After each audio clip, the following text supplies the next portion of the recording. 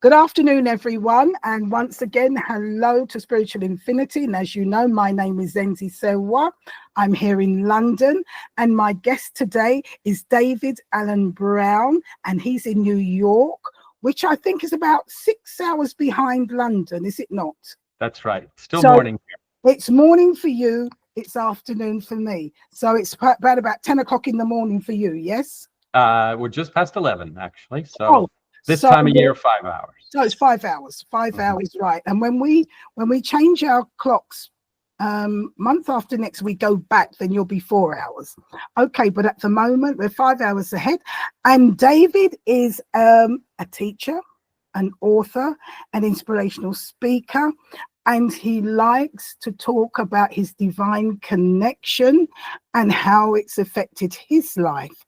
And as you know, my guests always start from way back and lead up to what happened to push them. And many times they've been forced to connect to that divine connection, and which we all are. Some of us are not aware. Things are going on. And sometimes we don't want to do what we think we shouldn't do when we should do it. But it's all a guidance, and it's when we're ready to listen and open our minds and open our hearts, because things are not going right and we want them to be better. So without much ado, David, I'm handing over to you. Hello. Hello. It's so great to be with you. And today we're going to hear your story of what pushed you when you didn't want to be pushed, as I said. What pushed you and what made you stop and listen? So let's hear your story. Oh boy, Where do you begin? Where do you begin? I guess, I mean, we start early on, and I think one of the things that's intriguing about the sense of, well, when was the moment, is my story is a little bit different, because I started out with great privilege and really with a lot of self-understanding. When I was a student, back to even high school, we call it here, I was working in leadership development and personal development, and I was going to camps that were about, connecting with other people and doing good in your communities. And I came to school in New York City just feeling quite confident and really good. My true spiritual connection, as I continued that work as a young adult, again, it's always kind of been my mission, is to empower people to see how amazing they are, and how powerful they are, and how they can make choices, and recognizing their own talents and skills. And so I did that for quite some time.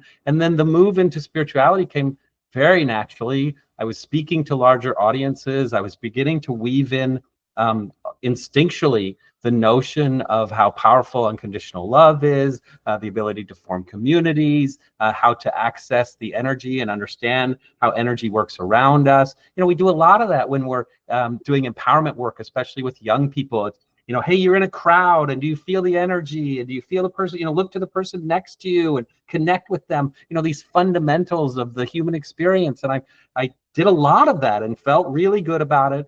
Became acquainted with really kind of a progressive spirituality, with a book called A Course in Miracles, which is really just fundamental about the power of the love connection that we all have access to, and all have a responsibility to share. And so I was kind of coasting along for quite some time, and feeling quite good, traveling, speaking, talking to unity congregations, but also conferences and such, just sharing this message of empowerment and then working in the divine. And then life happened.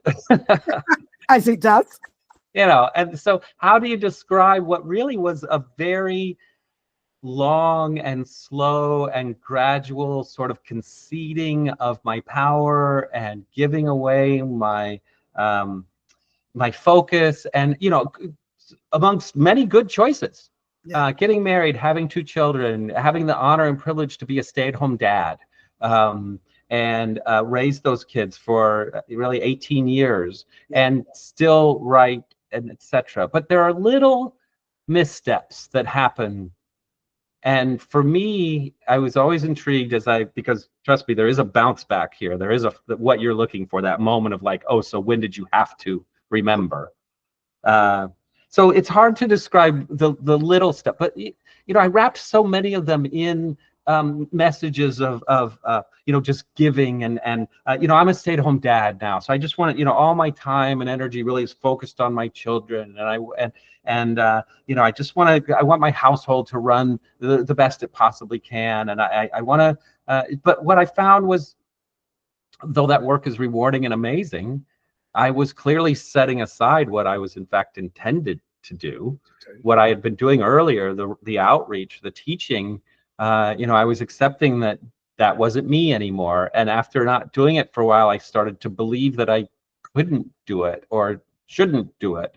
Or I would run into roadblocks where, organizations would invite me, but they'd have restrictions, or I wouldn't be able to go for whatever reason. And I would kind of write that off as, oh, well, I guess it's not supposed to be. But what I was really ignoring was, well, no, I think like I'm missing opportunity to be authentic, to be myself. And throughout the journey, that's really the theme, is when did I turn away from my authentic self? When did I stop fully engaging in volunteerism and community? How small did my life become, when in fact I, amongst so many people, are meant to be big? And whether or not that's big like talk to someone from London, or big as far as in the room with one other person and showing them that you can envelop them in your energy. I mean, big means a lot of different things. Yes. And I was doing none of them. I mean, that's the thing, So, yeah, I mean, I have no excuse. It wasn't like, oh, well, I chose to be big in this different way for a while. It's like, no, I really just gave up my power. And after a while, through a number of different circumstances, and this is the shorter version of the story, but the point is that I began to get into a place of just emotional disconnect too. And eventually I would come to understand this as depression. And for me, depression wasn't sad all the time. Depression was numb, like couldn't feel anything. Ooh. And was just waking up, doing whatever needed to be done, but having very little on any range of the scale. No depth of sadness or anger even, or frustration, no height of joy or happiness or wonder, just very, very blah. And very bland. Very bland, that's right. Blah. Same old. Right. And statements. I know so many people who live what I would call typical lives, but are experiencing such wonder and joy and emotion and life in them. It isn't about what you're doing, in my opinion. For me, it was a lot about, well, how was I feeling about that? And after, well, a few years of not feeling anything, then, despair really starts to set in, when the question is, well, what do you need, or what would make you happy, or what would make you better? And if the question becomes, I don't know, then that becomes dangerous. And I did reach a point where I had to recognize that my thoughts had shifted to a place of, if this is all there is, why even be here? And you wanted the moment of, needing to remember again. That was the moment. Can I ask you a question here? Because what you're saying happens to so many of us. When you became a stay-at-home dad, was it because of choice, or was it because you had to? It was my choice. A few different circumstances came together at the same time. My wife and I had said, even prior to being married, that we wanted someone to stay home to raise our children. And just through both just circumstance and a job change and the rest, when our daughter was born, I was kind of available to do it, but it wasn't something that I was reluctant to do. I was eager to do it. I was glad to do it. And in fact, I would say, I kind of had a new empathy for generations of women in particular who were forced into that role, because if that's not your thing, being made to do it, ooh, I'm so sorry. Like, you have to want to do it, in my opinion. And there were many joyous times, you know, especially early on when the children were smaller, and there is a lot of that just joyful growth. And we had struggles as well. My daughter is neurodivergent, has extreme anxiety. I became a consummate caregiver for her, which was a daily task and a daily struggle of trying to figure out what she needed, how to keep her safe, and how to help her be successful. My son is amazing and came out to us as transgender when he was in middle school, which was not difficult for us. And it did require a lot of attention and a lot of thinking through and just making certain, again, that he was safe, that he could be himself freely. When your kids come out to you as queer, it immediately alters almost every lens that you choose. Yeah. From friendships to school to political to, I mean, where we gave our money to charity was based a lot on that. So it created a lot of just requirement for us, which I was okay with, and just realized how much I was giving away, is I guess what I'm trying to say. So what I'm hearing so far is that you had this wonderful career which you loved, and then you had a time when it had to change for whatever reason, and you were willing to do that, and you enjoyed do that, because I can hear you enjoyed doing it. And through that, you actually learned to understand and respect how much women do when they're at home with their children. So all this, to me, is part of your journey of understanding and growth. But it would seem that at a particular time along that, it was as though you were missing that it was time now to step into your own, and you probably missed the cues, and you kept on giving and giving and giving and giving and giving, when you should have said, okay, no, I've done this, I've done that, yeah, I can do a bit for myself now. Am I correct? You are correct. And I think that what I understand about myself fundamentally, what I do, you know, you asked how do you want to be? What I do primarily is I'm a teacher. And as your children get older, of course, there's a great deal of teaching, you know, and helping to mold. And then, of course, there's that very natural transition out of needing to be their primary teacher. It happens socially, it happens developmentally, it happens through education. I can't teach you trigonometry. I'm sorry, I just don't know.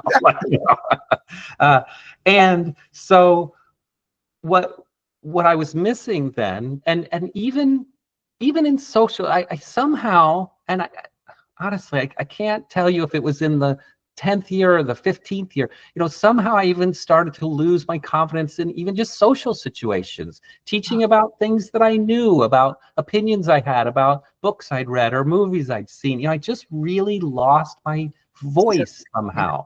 And part of that was relational, and part of it was a self-censorship, and part of it was just, like I say, just these incremental sort of letting go of ourselves. And I think that if some of your listeners are you know, older, or as they get older, we recognize, I think this is part of our physiology too, that we find those comfortable places. We find those places where there's not conflict. We find those places where it's going to be easier on us, because day-to-day life is tiring. And so, you know, we naturally want to mitigate that and kind of make it a little easier for ourselves. So if we can avoid a fight or an argument, or, you know, we can have a pattern that just keeps us safe and we know what's going to happen, you know, we ease into that. But for me, easing into that meant giving up more than I even realized I was giving up. And the bottom line on that, and why I think we're here and connecting, is because I knew that I was a teacher. And I wasn't teaching anything in almost any way. And so that ignorance of myself, self-ignorance, really became both the foundation of why I was losing myself and how I returned to myself as well. David, your story up to this point, I know so many people can resonate with it, because we do because life changes, and as it changes, we need to recognize those changes, and sometimes we have to let go for just a while it's not a permanent. And as you say, we let go and we do this and we're happy doing it, but then we get lost and we forget that that's not really who we are, but we had to do that for whatever reason. And now it's time to step up. But because we get so comfortable and we get out of sync and out of tune with that get up and go and I can do it, you know, which you have to face the world. And when you're at home, it's you're more cushioned. Then we have to really go back and pick up where we left off. And sometimes that's difficult. And that's where the challenge comes. For sure. And that's where I found myself in this sense of, and even just slightly prior to that, what I think I want everyone to remember who just followed what you said, because I agree, this is very common. We get to these points. And yet the universe, the energy that is, the love that desires us to be our very best, you know, the world, this thing that we're part of, this energy complex that we're part of, needs us to be our very best. Like, it's really yearning for us. And so some of maybe the very first step for people who are listening is just recognizing those little crumbs that the universe is putting out for you. They're just those little nuggets, like that moment that you do something and you're like, oh, I really enjoy it. You know, just that feeling of, oh, that was really good. And surprisingly for me, before I even got to a point of sort of desperation, I ended up going and being a substitute teacher in a high school in my town in Indiana.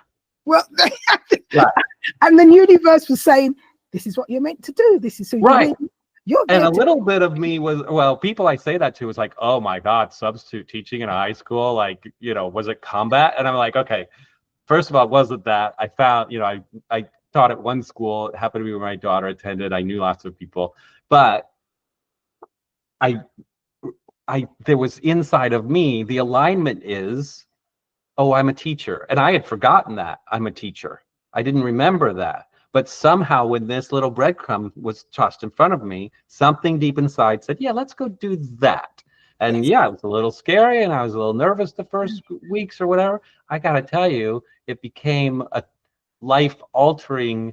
I worked there for almost 3.5 years of remembering that I'm a teacher, of loving connecting again with people, of becoming a personality that people were glad to see. The students would see me. I got to know them. They'd be so excited that I was in their class that day. We would have fun. I mean, I know I made memories for some of those kids. And I know that in specific cases, there were times when I was exactly the right person in exactly the right place to provide support, to give feedback that they needed, to be, you know, anyone who's worked in education understands the role of a grown-up who isn't part of the system, but who is still present for the kids. And there were times when the system got really wonky and they could come to me and say, Mr. Brown, what the heck? And I could be that person for them.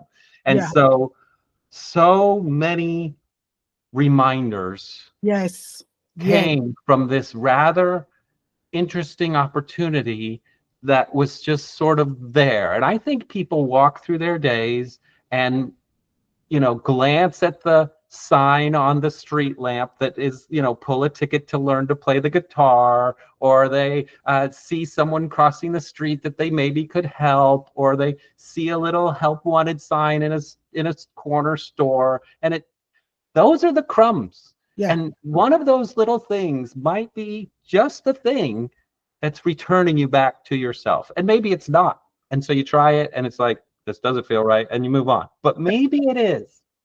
Part of the journey. Part of the journey of growth, of wisdom. And so I think it's a good theme of what you and I are sharing, which is, so look for these little things. And of course, then the next step is, well, you gotta do. I mean, you can't just wonder. You can't and as you say, it can be scary. Because as much as you've been teaching for the 3 years, which made you feel, I could imagine you feel so exhilarating. It's nice, and doing what you did at home and then going out to teach, that bit was, I can imagine, was really refreshing and great for you. But when that was finished and then you continued, it was like, Yeah. but then Yeah. having to find the way out again, that can be scary. It can. And, one of the things this is a great point. I'm so glad you brought us to this place, because one of the things that happens when you start to change Yes. is that it sometimes exposes how much you still have to do. Like, I get so frustrated cleaning my house because I do the level and then I step back and I'm like, oh, well, now that I can see past that layer of dirt, look over in those corners there. And then I get into the corner and then I'll find a corner. Oh, shoot, that really is going to need a repair. And then you stick your finger in there and it pulls back. And that's the way life can be. Like, once you start, and maybe that's why people get so scared of it. But that's the way I was too. Like, I was remembering what joy and interaction, and that I was a teacher and probably an extrovert who was acting like an introvert. And so all of a sudden there was this call for, like, oh, I need to do more. And I'm not okay just being the substitute teacher a couple of days of the week. What is really my calling? And that frustration, it doesn't seem better at the start. It seems a little worse. It's that moment where you see the dirt under the dirt, and it's, that's not a great moment. Yeah. And that could be a time to turn around, but I simply couldn't. I was too far along because I knew the darkness wasn't somewhere I could go back to. Yeah. My therapist at the time had a great phrase, like, people will tolerate so much until they literally just can't anymore. More. And that's where I had gotten to. I knew I could not turn back around because where I had been was unacceptable. Yeah. Because you weren't being yourself. Right. You weren't being authentic, and you felt it. And that going forward, that was the time you felt you had to force. You had to overcome that feeling and get on with it to get back to feeling good. Right. And it was, that is the challenge. Right. And to match the theme of this show, of course, and it was the time when I knew that I could no longer be passive about the power of spirituality and spirit and love in my life. Yes. Because one of the powers that I had given up was this notion that whatever's happening outside of me, it's determining my fate. And so it will tell me, the crumbs were there, but I still had to take the action. But I got caught in the trap of when the time is right, or it will happen for me because, or when God wants it to be, I'm just waiting and I'll just keep praying. Oh, David, I love you. One of the key, we all, me included, and anybody's listening to this, please, we all fall into this trap, and we shouldn't feel. You're hearing it from me, and I'm saying, yeah, I fall into that too. And we have to remind ourselves that, and there's, it will, things will happen automatically when it's right. Things will happen, and God will do this and that. You know what you're supposed to do. You know what will make you happy, but it's fear. It's fear, and fear is false evidence appearing real.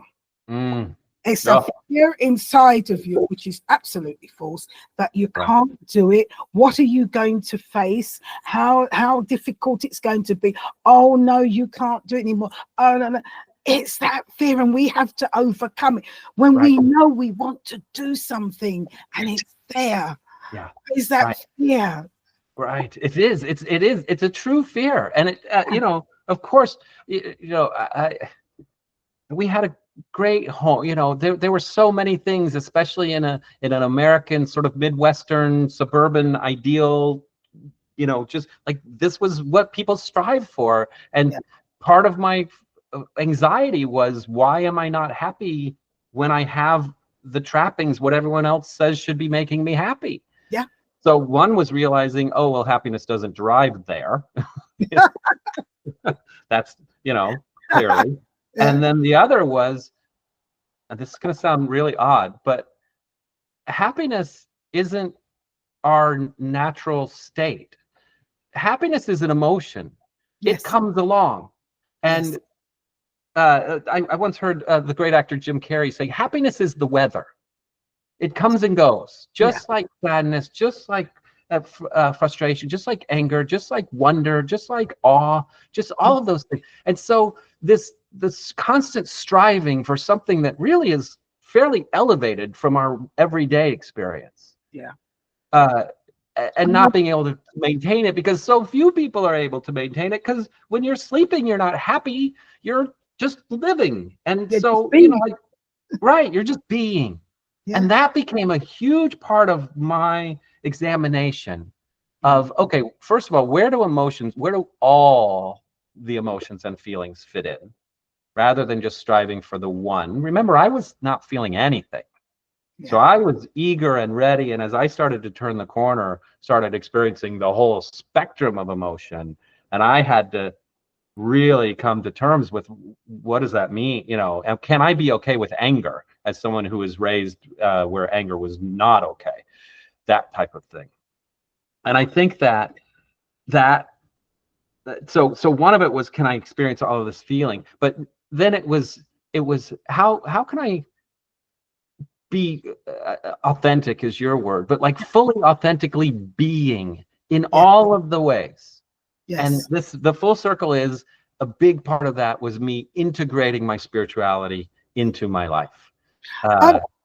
When you said that, what I came back to is when you say happiness is a feeling, yes, and you get the anxiety and all the rest as you're traveling along that road, and it's there for you to gauge yourself, to understand yourself. But ultimately, when you're authentic, it's about what is it that does give you joy and happiness. Mm-hmm. And although it will give you joy and happiness, there are challenges along the way. That's part of it. But as long as you know that this, like being a carpenter, you may love being a carpenter and working with wood, but sometimes the wood's not right, you can't get the wood you want, and the rain comes and something happens and you get the frustration. You're still working with the wood. It's you're still doing what you love, but you have those challenges, and you know you wouldn't turn away from not working with the wood because of those challenges. So like you're saying, doing your talking, you know, working with people, challenges come, but it's exhilarating, and you know you've got to do it, and you know you'll overcome whatever there is. Yes, the thing, because you're doing it, and you slipped it in so naturally, and people say this all of the time, and they don't understand the depth. I'm going to pull it out of what you just said, because I want us to understand how amazing it is, because you're doing what you love. Yes, your passion. That's right. The joy, the frustration, the exhilaration, the pride, all of those are signposts along the way. But it's the being, it's the doing, it's the doing with love that is the actual part of being alive. And that's why so many Eastern philosophies talk about releasing outcome, talk about releasing any sort of judgment, talk about any sort of that it has to be about some sort of product at the end. It's about the doing what you love. It's about the journey. Absolutely. It's, where you want to go. It's about that journey. And as it's releasing the outcome. And this is it. If you're busy, I want this. No, forget about what this is this is your passion. That makes you feel so happy and puts you on a higher whatever, and know that's what you've got to do. But along that way, you will find things. Continue. Whatever happens, continue, because it makes you happy. Continue, because at the end, you will get the results you want. As long as you're passionate and it's making you happy, just do it. I agree. You get the growth, because talking to you and listening to your story, David, you've had a lot of wisdom learned along this journey. A lot of wisdom. You know about women, you know what they've had to go up to. You've learned it with your children. You know, you come closer to your children and gone through things with them that you probably wouldn't if you had been working all the time. You've Right. learned so much. And in finding yourself and in even going down, you've learned so much that you now, as you rise, it's a wealth of knowledge. You've got a lot more. Without a doubt, yes. I couldn't be who I am now if I hadn't gone through what I'd gone through before. And everybody listening has it. This is the same story. You couldn't be who you are now if you hadn't gone through what you had gone through before. And so the goal then is to examine, to understand what the journey is, not Yes. where you are right now. It's, Thank you you. know, okay, so I'm on this journey and my goal is to progress. And feel I feel unafraid Yes. because you talked about that fear. I feel unafraid because I welcome any feelings that may come my way, because I know that they are guideposts along this journey. I know that they help me make decisions. I know Yes. that they help me feel accomplished. I know that joy is also enthusiasm. I Yes. know that frustration is also grit. I know that there are gifts to everything I feel. And so I step forward confidently, answering the call of the Yes. universe and picking up these breadcrumbs, which, by the way, become bigger pieces of bread as you go. Yes. And, you know, diving into those because, and here's the big why, here's the big because that everybody listening is waiting for, because I know the universe has my back, Yes. because I know the universe needs me to engage with it, Yes. because I know that the love I give is essential to the world I want to create, Yes. because I know the love I receive will always be enough to keep me whole and on my journey. Yes. With that integration of spirituality, we step forward as powerful, amazing beings, doing not just great things for ourselves, but for everyone around us. Yes. Yes. Yes. I love all that you've just said. It's all that comes together, that the universe has got your back. And that journey helps to give you greater wisdom and makes you not a better person, more whole, I suppose. It's that wisdom, and you're growing, and you add so much. And again, as you go along that road, and then you look back and you see what you've had to overcome, you feel good. You can't feel, oh, okay. Right. You don't realize it at the time because right. Yeah. Yeah.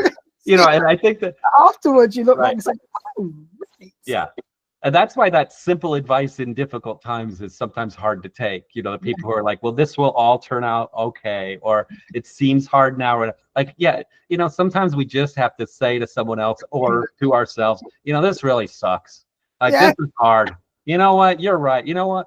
One of the greatest gifts, I'll tell you this, in the midst of this reclaiming of feelings, I told you I was having tons and tons of feelings. Something happened. It involved a lawyer. I went through a divorce, and the lawyer, you know, as lawyers do, and I told my children later, like, you've never seen me that angry. I was so angry. I was just, I was furious, and it had been so long since I'd been angry. Like I was calling people, what do I do? Like, because I was so unfamiliar with that. Because you always knew what to do. Yeah. And one of the greatest gifts I got, because we're talking about how to respond in times like this, a friend of mine in the midst of that said, you know what, David? I think anger is the appropriate response to this situation. Get it out. And I was just like, yeah, it is. Just validating that feelings are feelings. Yes. And holding space for each other and then for ourselves when there's not someone else to do it. Yes, I feel this and therefore it's real. This is my experience and therefore it's important. And I have to go through this part of it to get to where I'm going. But I can't rush to there. I have to go through this part of it. Sorry, that's the bad news of this podcast. Sometimes you just got to go through it. Yeah, you just have to go through it. But you're quite right. Anger, you have to acknowledge it, because when you acknowledge what you've gone through and the anger you feel, how can you then understand how other people feel? Of course. Of You know, course. it's like you say, well, I've never been angry, so I don't know why you are. No, no, no, no. Situations in life can make you that. And when you feel it, then afterwards you say, well, I've got that out. Right. What do I do now? And Right. it's because I've been there where you just want to scream, and you do, and you raise your voice, and you say things that you're not so, you just shout and think, but it comes out, it's like a pot that's that steam, and you need to blow it off to let that steam out. And once you let that steam out, you can say, okay, Right. I let it out. Now what do I do? Right. And that was such a huge part of what I began to learn and develop as you know, my way of functioning, which is understanding that, oh, there's a real human being here. Because one of the tricks, remember before we were talking about giving things away to spirit and just sort of feeling like, well, one of the things I gave away was, oh, well, you know, I don't have to take care of my like human self. As long as I'm in the divine, as long as I'm staying calm, as long as I'm peaceful, I can meditate this away. I can, you know, I can give this away to God. And I'm like, you know what? There's some chemicals going on in my body right now that are not. There's only one way to get them out, and that is to punch this pillow. And it's like just recognizing that we're humans. Thank you. Like, yes, having a human experience, and to try and ignore that part is a recipe for frustration. And so when I say integrating these things, I mean integrating spirit into the very human experience that I'm having, integrating spirit into the very like thoughtful or action or caring and empathetic side of me, and the doing side of me, and you know, all of the different ways. But yeah, I love what you're saying. Like you gotta let it out. I want to share with you this just quickly, because what David is saying is very real. There was a point in my life that I became so frustrated. It was many years ago, and I felt I was going to lose everything, my home, whatever. And and I was there, doing my prayers and everything to the universe and to God, and it was like nothing was working, and it was like, where are you? And I got so annoyed. I literally screamed. You could have heard me at the end of the road. And I swore. I said, I swore I had to. I had this thing, well, when you're so angry and upset, give it to the universe. I gave it to the universe. I walked away. And when I walked away and I got it out, I thought, oh, God. I turned back and I said, I'm sorry, but I've had enough. I can't do this anymore. It's down to you. I just let go. And in that moment, I felt a stone from the top of my head roll right down my back and off. And I said, I've had enough. You take it over. And I did. I couldn't do anything. And I said, you better not make me lose my home yet.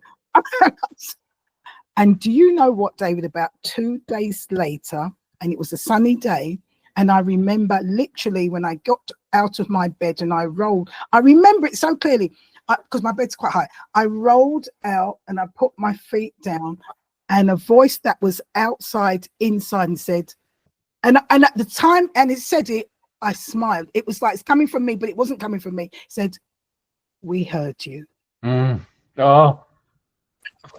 Oh, you said, we heard, not I, we heard you. And I smiled, and I knew at that time, I knew that I was never alone. I always knew that, but the universe, but I was so frustrated. Right. So frustrated because you wanted to be in control. Right. And you had to let go. And they were waiting for me to let go and realize it's not me. I don't control everything. Have faith. Yes. Right. And I love the metaphor of the stone. Yeah. Think of, we only have so much capacity as people. Yes. And when we're holding that stuff in, it's taking up space. Yes. In us. Yes. Cosmically and mentally and emotionally, it's taking up space because we're just, and it's a stone. And some of us have the experience of trying to swallow the stone, like it's in us. Right. Exactly. And I felt it roll off. Yes. And so then think about that. So then when that goes, there's a void, Yes. and love rushes in. Because after that, things happened. Right. That's right. Yeah. Really, We really. have to literally make space Yes. for spirit to arrive and Yes. to provide what can be provided. Because if we are full, Yes. then we're full. And that includes the ability to receive and accept the grace and the prosperity that the world has for us. Yes. Let go. Have Mhm. faith. Have faith. Give it up and trust. Right. Yes. Right. And there's this beautiful subtle difference between faith and trust. And I use the words, and I don't use them interchangeably. And this is why. Because I want your listeners to have this tool. We were talking before about, taking action, having to move forward. And we do that in faith, Yes. with the faith that whatever occurs will be okay. Yes. That the universe has my back. Yes. Trust for me is a responsive thing. So whatever happened, I trust that was what was supposed to have happened. Thank you. Yes. Yes. And so yes. step forward in trust. Step forward in faith.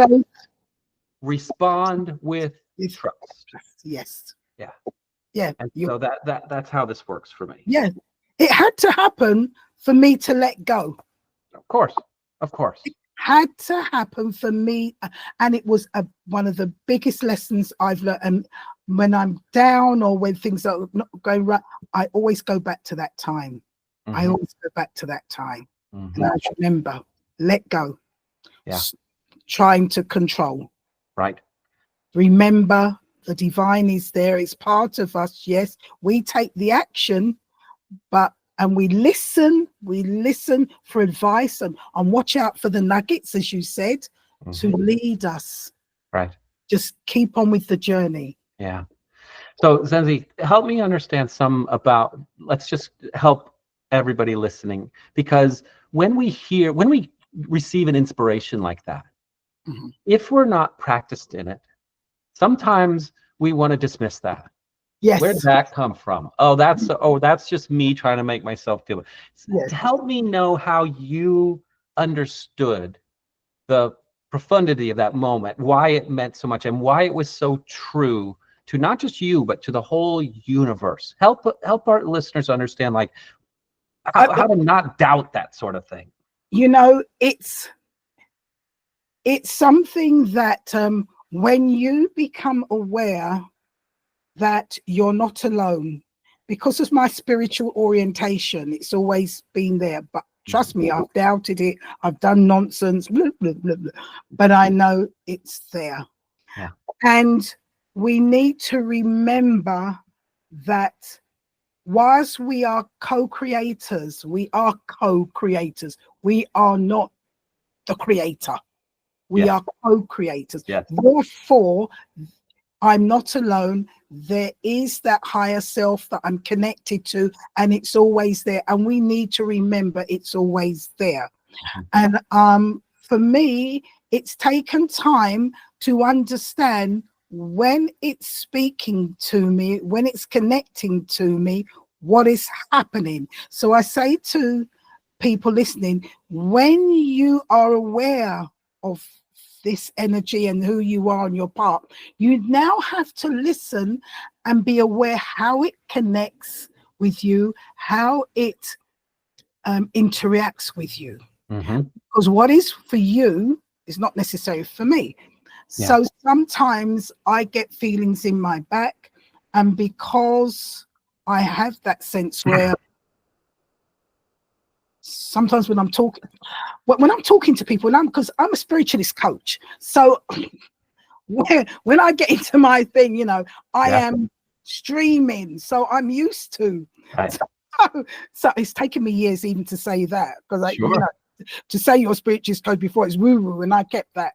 You keep it to yourself.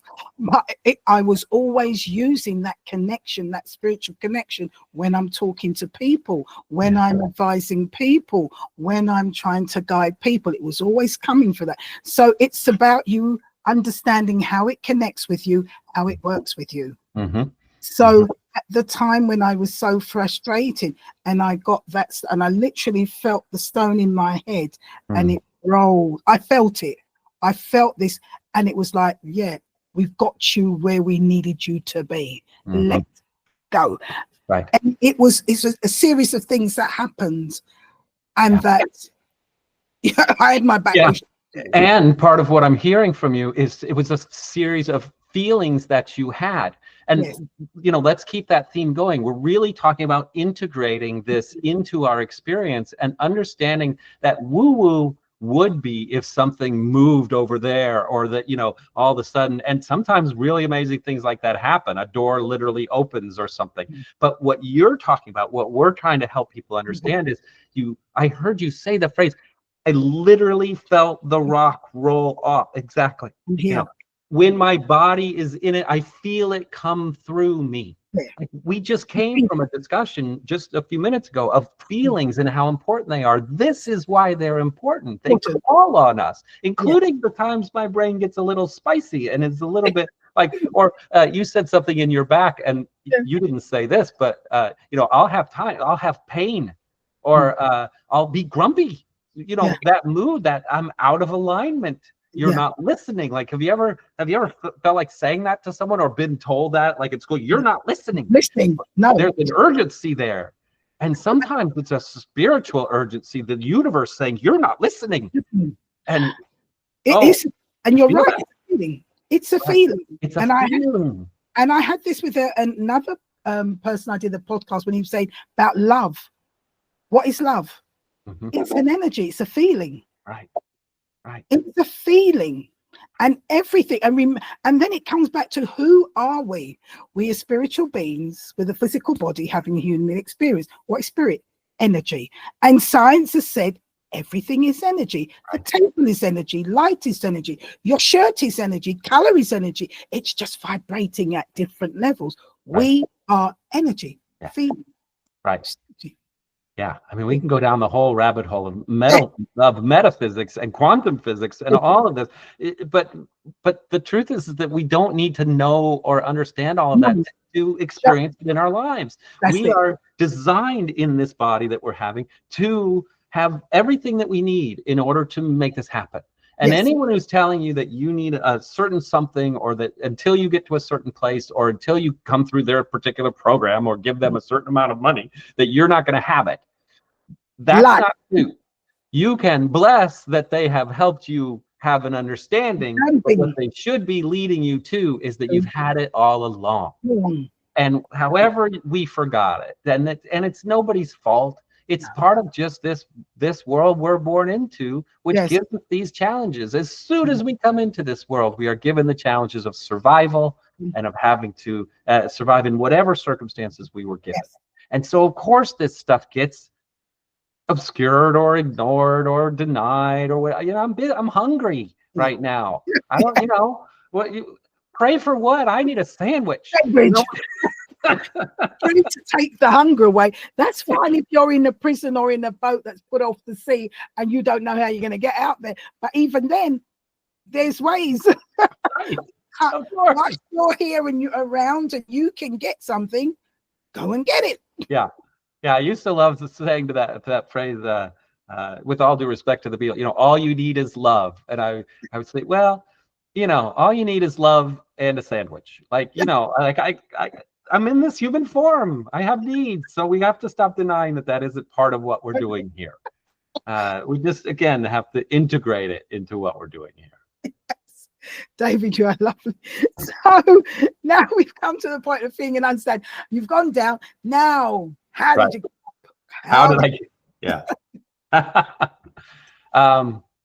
how did I get back? Well, with help, first of all, and let me just say that to everybody, like finding someone in whatever capacity they are, formal or informal, paid or unpaid, trained or just an empathetic voice, whatever it is. Part of it was sitting down, and for me, it was a paid professional and sitting down and I'd been in therapy before, I'd had bad therapy before, and I'd had some good, but some bad. So number one, with whomever this is, including if it's just you in a mirror, number one was the absolute commitment to be completely and utterly honest from that point forward. Yes. What was I denying? What was I not saying? What was true that I wasn't accepting as true? What did I know about myself that I had been hiding or putting behind? Can I say out loud confidently that while I love my children and I'm proud of the work that I did as a parent, it's not my calling? Is that okay? Because there's a lot of parental guilt to that. And other things as well. And the second thing was a commitment to growth, a desire to, you have to say, I don't want that anymore. I want something different. And you don't even have to say what it is you want at first. You have to agree to be honest and authentic, and you have to say you want something different.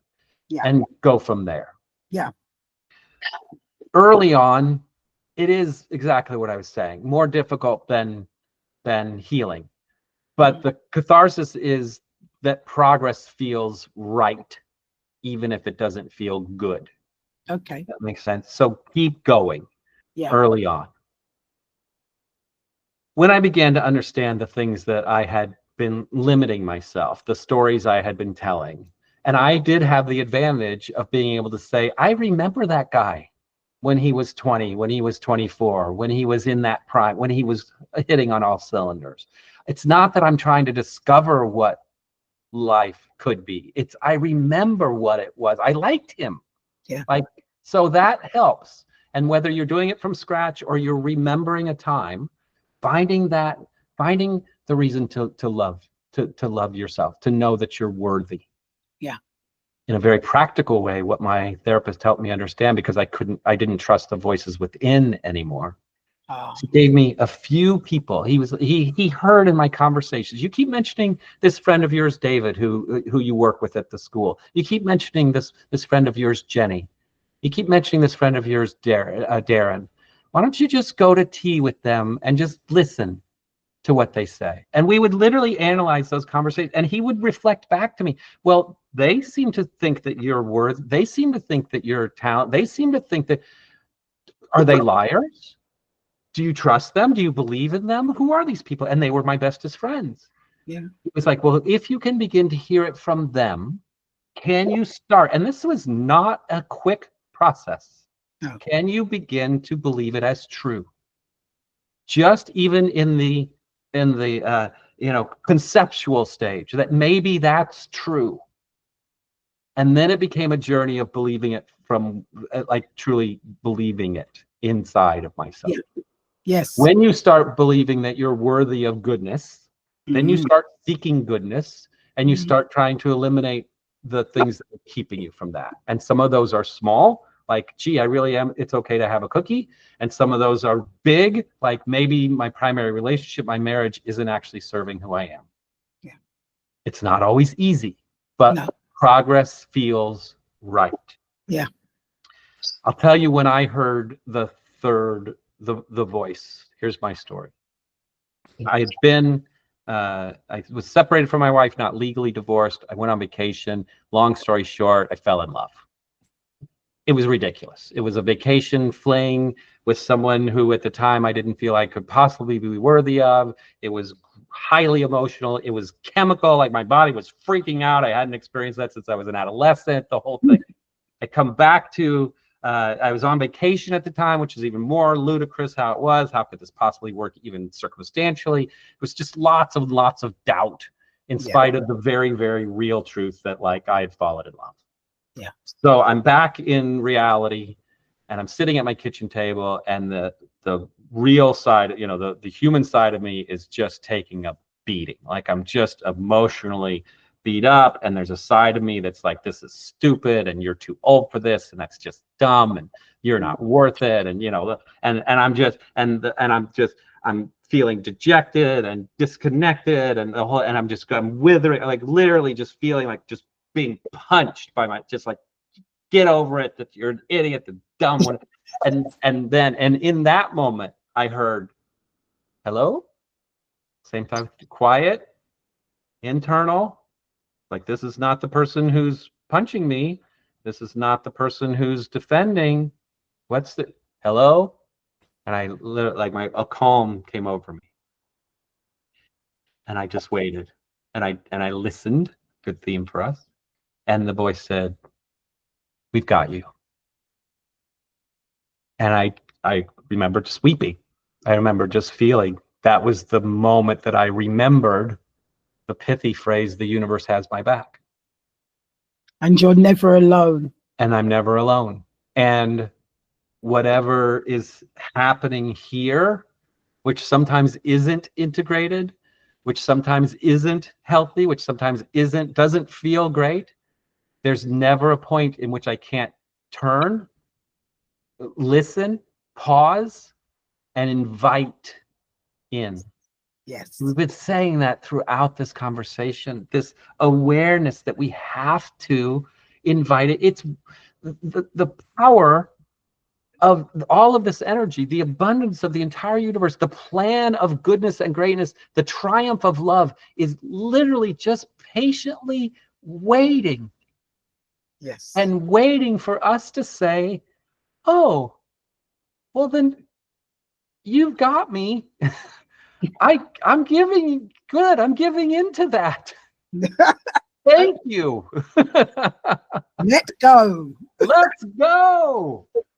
And the universe literally said, and in fact, that's such a great thing, because prior to going on this trip, there was a turning point in my life. It had been a little more than a year since my separation. I had signed some important papers, and I turned to the universe and said, "I think I'm ready. Let's go." And the universe said, "Are you sure?" And then they gave me this vacation, and they gave me this person who took everything, turned my life complete, shook me upside down by the ankles. And then I sat at the kitchen table, weeping, moaning, beating myself to death. And then Spirit arrived and said, "I got you." And I was like, "Oh, this is the journey we're going on. Oh, okay. You did say you're ready. That's right. So Oh, yeah. So you went and you got it. And that became 18 months of intense self-growth, understanding, the writing of my memoir, which is the long story version of the story that I've been telling you, How I Know What I Know, which got me to this convergence program, which is the integration of the voices in our lives in order to become empowered and to move forward in faith and with trust and all of these. So like, it was like, "You're ready? Okay, then here we go." The universe had been waiting. And now through just this time with you, through my website, through the program that I've developed, through traveling and speaking, through anyone who will call me or email me and want to meet one-on-one or want to invite me into their space or to their conference or to their church or whatever, now I'm back being a teacher in everything I do, including just walking down the streets. And I don't teach by stopping people and say, "Hey, maybe you should do this." I teach by walking down the street in this energy of confident love, so that they may experience it, even if all they've done is brush past me. And I may have no true, what we would call, interaction with them. I understand that I'm in relationship with them through the unabiding and unconditional love that I'm walking down the street with. And so the culmination of that story, the down and the bounce back up, is this moment of loving you and loving all of the listeners and knowing that's what I meant to do, teach the power of unconditional love. And through all of these different ways, like I say, speaking, teaching, one-on-one, online program, all of that stuff. That's how we found each other. Oh, David, bless you. So this has been it's been lovely. Oh, so great. Yeah. David, when can I come to London? Let's you and me have a forum. Let's bring a bunch of people together and have a wonderful time. How can people contact you? Because you said you've written a book, so let's hear, what is your book about? Have you got one there to show it up? How can they get it? How can people connect with you? Please let us know. Yeah, the easiest way is to start at my website, which is davidallenbrown.com. And the trick is the middle name, ALAN. So it's davidallenbrown.com, and you can find my books, and you can find a link to send me an email. You can find a way to invite me to come speak. You can find my online program, Convergence. All of the things are there. And so, yeah, put that in your show notes, and that's the way to start. And I truly do respond and reach out to even to individuals. I just love to connect. And if any of this has inspired anyone or has more questions or the rest, this is what we do. we enter into relationship and conversation with each other, and we leave knowing that the love is real. Bless you. And before I say thank you and goodbye, is there a gold nugget or two that you would like to leave with our listeners and viewers? I should have a standard answer to this, but really I just rely on what comes to mind in the moment. And what I feel so strongly from this conversation that we had was the simple reminder that everything you need, which is primarily the love energy, is Within. I want to say like right there, like arm's length, but it's not. It's right there, like it's an instant away. It's a thought away. It's a belief away. Like it's not even a blink. It's just a simple conjuring in your brain, and that's why everyone can do it. Yeah. So one is it's right there. Two is everyone has access to it. Yeah, it's within us. That's right.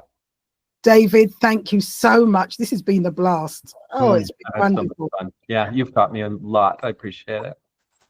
You've taught me a lot. And this is the thing, when we have these conversations, and people don't realize when we have these conversations, each one of us learns from it, and each one of us, and sometimes we forget, as much as you hear us speaking and talking and we're encouraging others, we do forget. And sometimes there are things that each one of us says, we think, oh yes, I forgot that. Right. And this has happened with me today. Right. Sure. So, I listen back and I think, yeah, I forgot. I've got to do, because there's so much. There is so much. Right. And there's a reason it's called spiritual practice. Yeah. And so everyone needs to remember it is practice, and you do keep practicing it all the time. These reminders are so important. I'm so grateful to you for that. Non-stop. So David in New York, Mr. David Alan Brown, thank you so much. And for me, Zenzi Sewa in London, thank you all for listening. Thank you all for watching. And until I see you again, bye for now. Bye-bye, everyone.